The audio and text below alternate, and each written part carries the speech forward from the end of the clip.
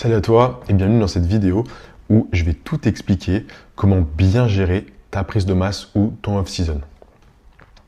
Pour ça, reste bien jusqu'à la fin, je vais t'expliquer tout le processus à suivre pour maximiser ta prise de masse et du coup dévoiler les meilleurs résultats lors de ta sèche. Pour commencer, je vais me présenter un petit peu pour ceux qui ne me connaissent pas. Donc, je suis Colin, je suis coach sportif et athlète aussi men's physique. Je suis spécialisé dans la prise de poids et la perte de gras. C'est principalement les deux activités où j'ai le plus exercé. Et j'ai aussi du coup en parallèle de ça commencé la compétition. J'ai fait 2 saisons. J'ai participé à une seule catégorie en men's physique. Et au total, j'ai concouru 5 fois. Alors, pour commencer en fait la base du programme, on va parler de la structure. Le problème généralement qu'on peut rencontrer en fait, c'est principalement dû au fait que la sèche, on va être strict, on va compter ses calories et arriver du coup dans cette phase où on aura terminé ce processus, on va vouloir avoir un peu plus de relâchement, se faire un peu plus plaisir. Mais c'est là que du coup ça va amener à une prise de gras potentiellement plus ou moins élevée et du coup ce qui va faire que ta prise de masse ne sera pas du tout efficace. Déjà les petites solutions à mettre en place, c'est de garder des horaires fixes de coucher et de lever. Mange à des heures régulières, ne commence pas à élargir la plage horaire de tes repas. Garde les mêmes heures que tu avais en sèche. Potentiellement le même nombre de repas aussi. Si plus tu as faim, mange en petite quantité à grosse fréquence, ça peut aider. Ou alors l'inverse, moins de repas avec de grosses quantités. C'est à toi de voir aussi comment ça influe sur ta digestion et ta journée. Tu peux aussi enregistrer ta journée sur une application comme MyFitnessPal. Il y en a plein en plus qui existent pour éviter de laisser place au hasard et d'improviser sur le tas. Au moins, tu sais que tes repas sont prêts sur la journée, tu sais ce que tu dois manger et au moins on est carré là-dessus. Ce que je peux te conseiller aussi, c'est de faire tes plats en avance. Dédie-toi 1 heure dans une journée pour faire plusieurs plats d'avance. Comme ça, pareil, tu as le plan qui est fait. Et encore une fois, tu n'auras pas de place au hasard. Si tu veux garder aussi une notion de plaisir en fonction de la journée, tu peux, imaginons, tu as un repas dehors dans la journée, ce que tu peux faire, c'est tout simplement maintenir 80 à 90% de tes repas identiques. Mais du coup, tu vas te laisser 1 ou 2 repas plus flexibles pour que ça soit en rapport avec le repas qui était prévu le soir. Donc tu adaptes aussi tes calories en fonction et tes macros pour rester dans les clous et du coup pouvoir respecter ton objectif. Ensuite, comment gérer le surplus? Eh ben, on peut raisonner un petit peu d'une manière simple, c'est plus de nourriture égale plus de muscles. Mais au final, ça amène plus de problèmes digestifs, ça augmente aussi ta résistance à l'insuline et en fait tu finis avec une prise de poids, forcément une prise de gras et qui n'est pas du tout qualitatif. Les choses à mettre en place, très simple, c'est de calculer ou de vérifier ces ajustements-là. C'est un objectif de surplus de 200 à 400 calories. Je ne dirais pas chercher à monter plus, il faut vraiment faire de la qualité avant de la quantité. Un objectif de poids que tu peux te garder, c'est entre 0,25 et 0,5 par semaine. Ne cherche pas à prendre plus, même si tu es débutant et que tu as besoin de maximiser ta prise de poids, ne cours pas c'est pas la course au kilo. Ferait vraiment de la qualité, surtout si en plus tu es débutant. Commence à faire les choses bien pour qu'en plus par la suite tu puisses vraiment améliorer ça et avoir vraiment des gros axes de progression par rapport à ça. Aussi des petits tips à mettre en place si tu vois que c'est problématique. Si des performances stagnent mais que ton poids bouge pas, alors là tu peux augmenter les calories. La nourriture, tu peux faire un ajout de plus de 100 et voir un peu comment tu réagis sur les jours. Si ta force augmente mais que ton tour de taille aussi augmente, alors là du coup réduis les calories et tu regardes ce que ça donne sur les jours suivants.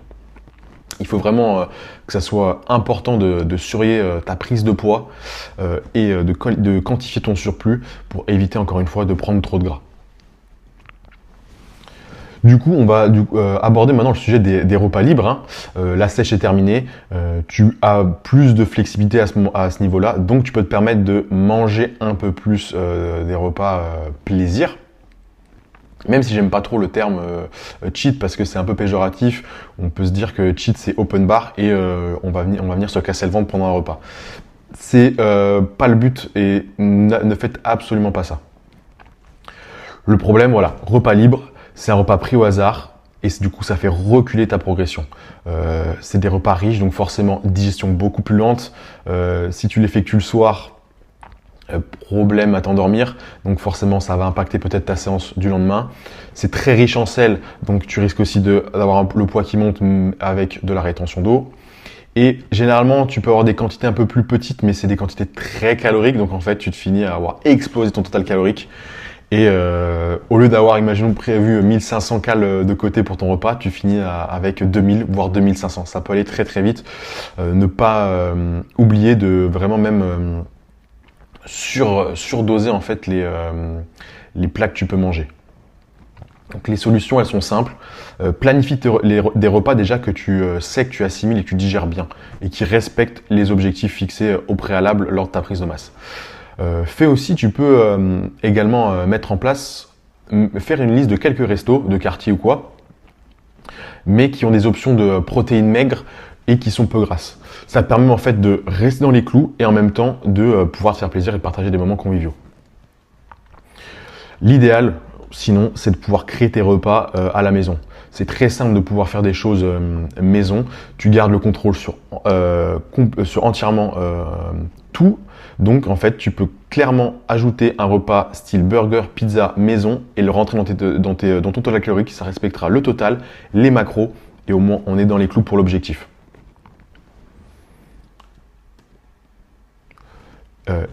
Autre chose à maintenir, je trouve qui est aussi intéressante, c'est garder une activité physique hors tes séances de muscu.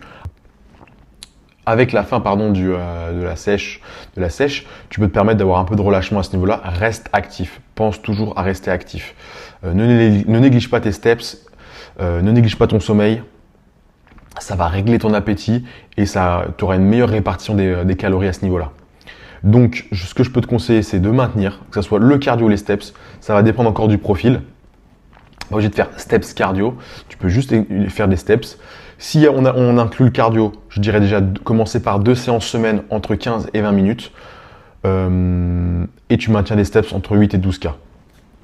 Ne cherche pas à faire plus, ne cherche pas à faire du 20 000 steps juste pour manger plus. Le but aussi de ces périodes-là, c'est pas de se goinfrer, c'est aussi de maximiser cette période pour du coup avoir le plus de gains musculaires.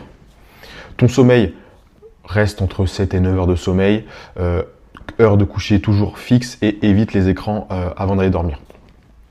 Ce que tu peux mettre en place si tu veux vraiment aussi surveiller cette variable, c'est ta fréquence cardiaque de repos. Si tu vois qu'elle augmente un petit peu, n'hésite pas à placer un deload. Ça peut aider vraiment pour la récupération. Ça sera une période aussi. La prise de masse est aussi une période importante pour maximiser il faut être aussi vigilant sur sa récupération pour pouvoir continuer à progresser en fait au fur et à mesure des séances. Donc au final, en fait, ce qu'il faut faire, c'est pouvoir traquer le maximum de données, comme si tu étais en sèche. Donc les pratiquants vont sûrement arrêter de traquer leurs données en sèche ou vont les traquer par période. Forcément, au final, quand tu n'as pas la main mise, ça donne une prise de gras qui arrive indéniablement. Donc la solution, garde la récolte de données.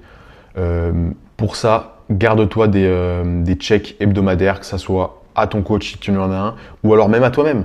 Mets-toi des checkings hebdomadaires dans les mêmes conditions. Comme ça, au moins, tu peux voir l'évolution de ton physique et tu peux caler des photos au final sur un tableur au fur et à mesure de l'avancée de ta prise de masse. Garde aussi un tracking de tes charges, de tes reps. Mets-toi aussi des petites notes de feedback sur tes séances, ça peut t'aider aussi à t'améliorer. Donc n'hésite pas aussi vraiment à le faire. Prends le tour de taille. Je trouve que c'est un des meilleurs indicateurs qui nous montre en fait comment sur la prise de gras. C'est très simple, mètre de couturière au niveau du nombril, ventre relâché le matin à jeun. Au moins tu peux vraiment te rendre compte s'il y a prise de gras ou pas et pouvoir le rectifier. Et tu peux également ajouter ce que j'appelle des notes digestives, mais en fait des notes sur les repas, comment, si tu as intégré des nouveaux aliments ou quoi, savoir en fait si ça a impacté ou pas ta digestion. Et un petit exemple pour ma part, j'avais un client on avait en fait détecté une légère hausse du tour de taille. Et en fait, grâce au tracking de données et au suivi, en fait, on a su ajuster ça et en fait, ça nous a fait gagner limite 2-3 mois de prise de gras évité. Donc c'est pour ça, le petit bilan en fait de fin de cette vidéo, c'est de pouvoir maintenir ces calories assez hautes, mais en gardant ces données traquées, avoir un entraînement intensif, gérer sa récupération et du coup tu maximises tes chances de résultats lors de ta sèche. Si cette vidéo t'a plu, n'hésite pas à t'abonner et à liker, coller un PZT sur Instagram.